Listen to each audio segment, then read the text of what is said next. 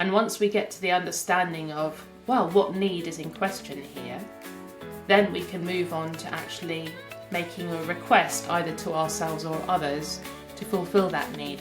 It's just part of a bigger communication approach, I suppose, but I like the idea of feelings and emotions actually being useful data points, and that's been a freeing and useful thought for many clients as we work with that in more depth. Welcome to WITT. Hi, I'm Megan. I talk with founders, investors and operators working in tech. My aim is to inspire you with their stories and perspectives. Through this podcast, I want to amplify the voice of women working in tech. If you want to support WITT, then make sure you follow us on your favourite podcasting app. Then you won't miss any future episodes. Today's guest is Emma, a founder and operator. Emma started her career as a lawyer, working as a General Counsel at Google, but later took a big leap into executive coaching. Let's dive in. Hi, Emma. Welcome to WITT. It's great to have you on the podcast. Thank you. Nice to see you, Megan. I would love to kick off our conversation with a lightning round. Is that okay? Yep. Great. Let's get straight into it. First question. What do you believe is the most critical skill for a successful coach? Interest in people. Interest in people. Yeah, makes sense. Second question. What's the most valuable lesson you've learned from failure? It's just a new way to learn. Nice. Third question. What's your go-to strategy for staying productive and focused? Giving myself time in the morning to meditate and think on higher things. Fourth question. If you could meet anyone living or dead, who would it be? Mary Baker Eddy, the discoverer and founder of Christian Science. Interesting. Pretty awesome female founder. Yeah, makes sense. What was the moment that made you realize it was time to leave law and move into coaching? It was just a sudden knowing. I've been pondering it for a while, but then I woke up one morning and I just knew. I just knew it in the pit of my stomach, and so I did it. Interesting. Very much like a gut reaction, right? Yeah, or an awakening. Okay. What's the biggest challenges leaders face today, and how do you help them navigate those? Perhaps constant change, including change in perceptions of what leadership is. Okay. Is there a common trait or mindset that separates great leaders from the rest? Humility. Okay. Interesting. What's the one piece of leadership advice you wish more people knew? The importance of empathy for yourself and for others. That makes sense. How do you help people overcome imposter syndrome or self-doubt? Noticing what fear there is in them and handling it directly. And not pathologizing imposter syndrome, because it makes it seem immovable and impossible to get rid of. But it's just a collection of beliefs. True. How has living in Finland influenced your perspective and work life? Living in Finland has resulted in me spending more time in nature and forests, and I think that has had a really calming, therapeutic effect on how I feel and how I approach life. Nice. Do you have any life mottos you strive by? In all things, love is the most important. That's a good one. I haven't heard that one before. And then the last question for the lightning round, my favorite one actually, is if you had to describe your work journey in 3 emojis, what would they be? There's definitely a smiley face in there. There's probably that LinkedIn support emoji holding a heart. Mm-hmm. And maybe a light bulb for insight and new ideas. Okay. I haven't had those ones before, but yeah, good options. Smiley face, yeah. Important. Well, that was great. Thank you so much for answering my lightning round questions. Pleasure. So let's move on into a bit of your journey, right? So you grew up in the UK, I believe, and trained as a lawyer. And I want to understand, like, what attracted you to that profession?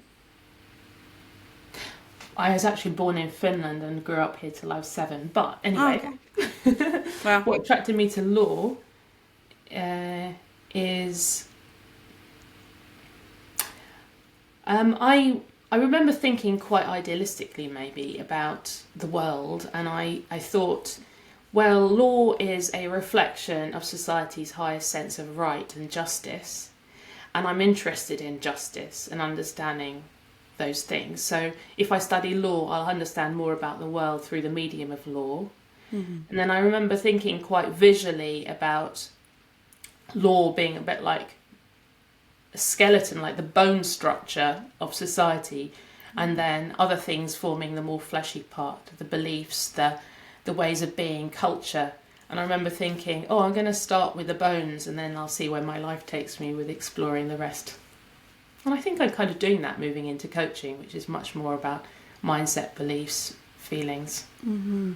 Oh, interesting. I've never thought about it that way, like a kind of societal skeleton. Is that what you're saying? Yeah. Okay. Yeah. That's really interesting, actually. Well, yeah. Let's talk a bit about your time at Google. So what was that like? What role does a lawyer play in a company like Google? Pretty important, but that former lawyer would say that. Mm-hmm. Yeah. The only data I can use to back that up would be the fact that if Google products were illegal or illegally used private information, for example, then the product would definitely fail and there'd be a big old PR problem for Google. Mm-hmm. Then, of course, Google needs revenue, so lawyers are always involved in the deals that produce revenue. And then in terms of connectors, I remember at Google they conducted this network mapping exercise where a lot of data was gathered, including use of Gmail. We did a questionnaire asking things like, who are the top 3 people in this organisation you'd contact if you had this type of problem, this type of problem, this type of...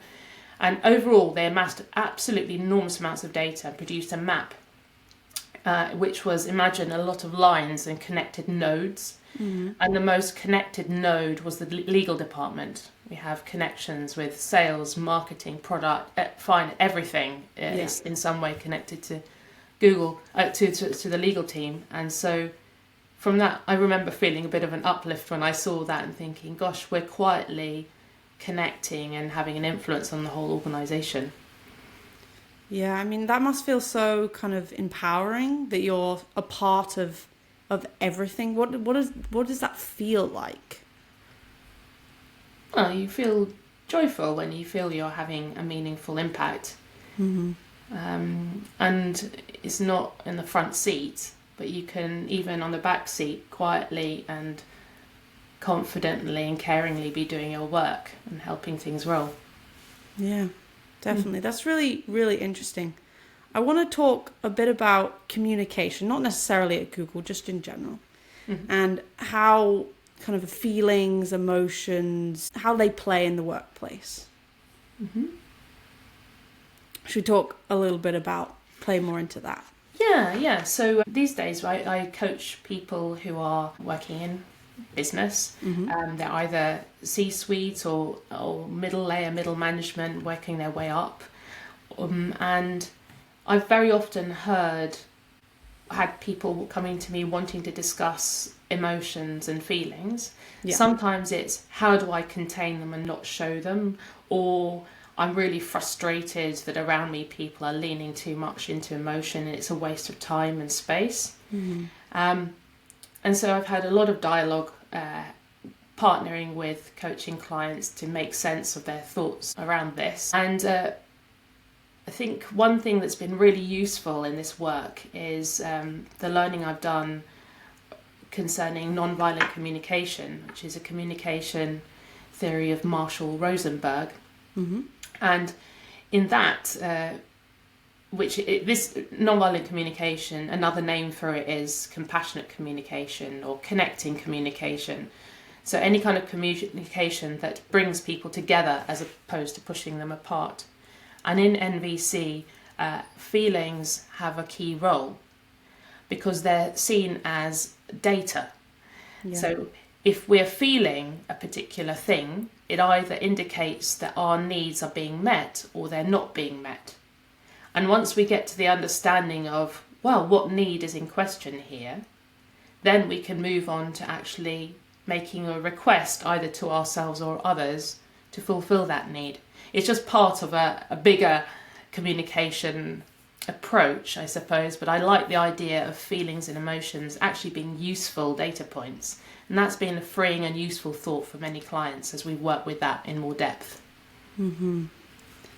That's interesting. So in this strategy or framework, you could say, the nonviolent communication, I did quite a bit of research on it, and it seems like a really fascinating topic. How do you use these principles to kind of guide conversations? Well, it's at the back of a lot of listening that we do as human beings. And I guess I've become more conscious of how I'm listening, because that is the key to what I do in life these days, is listening. Not just listening to words, but what's underneath the words. And that involves also calling on your intuition. Now, if you're not a coach, but you're operating as a family member, a friend, in work, it's really useful to apply these NVC principles, not to be hijacked by your feelings. So if you are suddenly feeling intense anger, you can have that micro moment between stimulus and response where you ask yourself, what need of mine is not being met at this moment? And when you're conscious of it, already that's freeing, because you're not being attacked by the unknown. You know what's going on, and then you can decide what to do about it. And I think sometimes in life we gather default strategies. Default strategy might be to shout, to demand even more what you want. Mm-hmm. Because, for example, you really need security and safety in that moment, and you feel that the only way to get it is for your will to be done. But if you realise, I'm feeling angry and, for example, I really need safety and security at this point, well, you can have a plethora of different tactics for reaching that. And also, you might just even ask yourself, my request to myself right now is just to breathe and not to say anything right now, and to listen to the other person. Because once two parties to communication understand each other's needs, then you're 90% of the way to reaching a negotiated win-win solution. It's just about tactics at that point, once you've connected on the level of feelings and needs. Yeah. I mean, I think it's very difficult to kind of understand another person's point of view and, opinions. You always have to kind of listen and engage yourself. And obviously you can have multiple different feelings and they're all kind of coinciding together. And I feel like it's very difficult to kind of understand that, You can obviously, it's very hard to understand your own emotions, let alone like somebody else's. But that's a really good point, Megan, actually, because in NVC, if you're trying to use those principles in your life, it's good to pay attention to yourself first, like the classic aeroplane instruction, put your own life mask on first. Oh, yeah. Understand yourself first. And it's very tempting in this world to be trying to fix others. If only they would do this, if only they would do that. But that's a hiding to nothing. We really have to start with ourselves. What can I do here? Do I understand myself in this? Am I clear what I need, actually, before I start fixing and poking other people? Yeah. And it rarely does it work in life to fix, poke and change other people. It does start with ourselves. Mm-hmm. And even that, in any complex system, if you try, like society, you change one part, yourself, you are changing the system. People will respond to you differently. the problem you're dealing with at that point will be changed and different. You might even have gone away. Yeah. So it's a constant state of flux, and it's really empowering to know that we can change how we approach things. Yeah. I mean, it's a complex topic, I say. I think it's a whole nother episode we could talk about this for. But I want to switch gears a little bit and talk about your take on efficiency and what it takes to be more kind of efficient. Yeah, that is a topic that comes a lot in business, especially when working with people in the tech industry. There's, especially startup world, where you really have to work fast and get things done while you've got runway, so efficiency comes up a lot. Also in large organisations, people can get really frustrated if they believe that they're working with a colleague who is not being efficient. And in looking into what efficiency might mean for a particular person in a particular circumstance, I've been struck over time by the importance of taking the longer view. So sometimes people might approach a situation thinking, quick action now, that is efficient. But actually, if they cut out the listening, if they cut out the connecting with the people they're talking with, if they cut out finding where they're coming from, they might quickly get something done, but it will unravel because they haven't brought people with them. They haven't harnessed their diverse and useful ideas. So sometimes efficiency is better achieved through a little bit more time at the beginning, focusing on connecting with other human beings and listening. It seems counterintuitive in some circumstances, but that's what I've noticed over time. Yeah, I mean, as you said, the startup world is very much focused on efficiency and productivity and kind of just getting things done as fast as possible. I do think it's very important that you kind of take the time to think through what you're about to do and then act, not just go. And a classic would be, for example, you just closed a big deal, you're in your exec team meeting. Do you immediately jump into the operational consequences of that, or do you take a micro moment to celebrate? You could say that's a waste of time. Why would you do that? But just that minute of celebrating together can actually create team bonding, create people more joy in work, and that releases energy and desire to give more going forward. So actually long term, it's a micro droplet of efficiency in a way.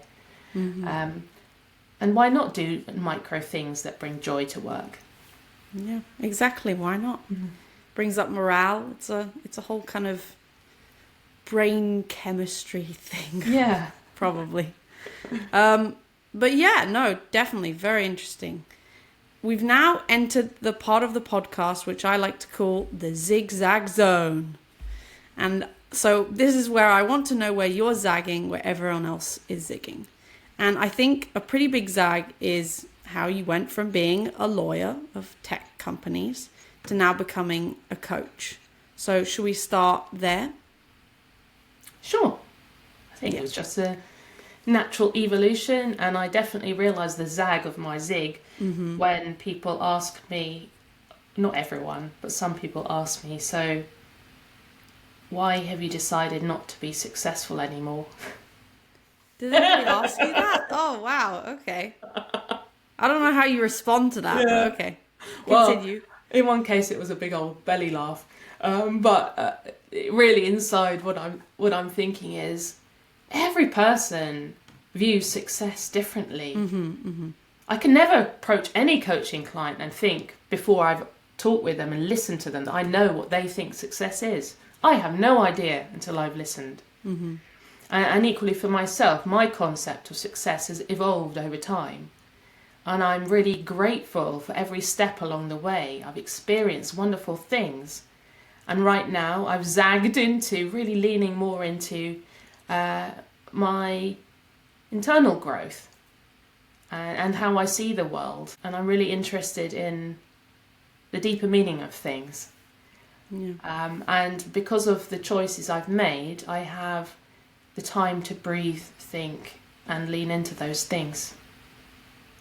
It has different impacts on your salary and all that, but that's fine with me. I think it's really valuable what I'm learning right now, what I'm giving back, and I'm grateful for that. So that's my success, my sense of richness right now.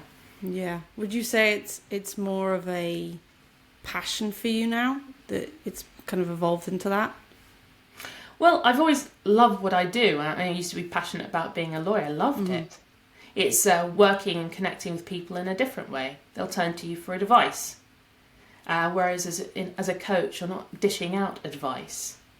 You're in a dialogic partnership where you're creating new meaning together. And when people ask you for advice, it's more my role to find out, if I were to give them advice, what that would mean for them. And then you get underneath that request for advice to discover that they actually have a richness of ideas that through dialogue we can develop that's more fitting to them than my off-the-shelf advice could ever do for them. So that's a changing role. And so I'm very grateful and glad for that role right now. Yeah, it's kind of a new take, right? It's a new understanding and it's a new way of connecting with people. Yeah, maybe my unspoken advice at this point is listen to yourself. You have ideas. Let's create the safe space where they can evolve, and through dialogue we can grow those ideas. So I'm passionate about doing that. Yeah, really interesting stuff. Okay, now we're going to move on to story time.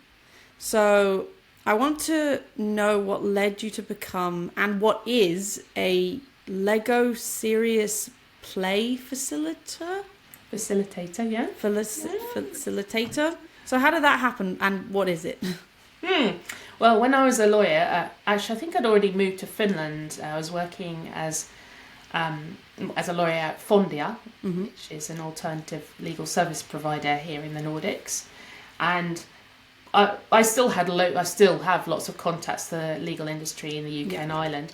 So I was invited to this conference in Ireland. During the day, there was a session where somebody was facilitating dialogue with senior in-house lawyers using Lego.